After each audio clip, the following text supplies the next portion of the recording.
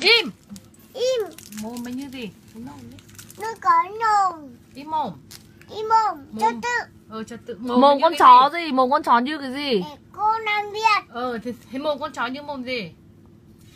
Mồm con chó như cái gì? Nôn nôn. Im mồm.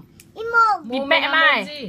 Im mồm nôn. Bịt mẹ con gì? Bịt mày con chó này. Cái mồm mày như mồm gì?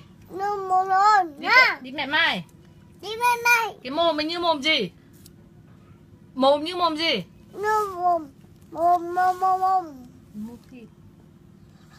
Nói to đây. Mồm như Mồm mồm gì? Mồm nôn. Chính gì? Mồm nôn cái nôn. Mồm mày giống cái gì? Mồm này là một cái nôn đấy. Bịt mẹ con chó. Bịt mẹ con chó này. Mồm mày như mồm gì?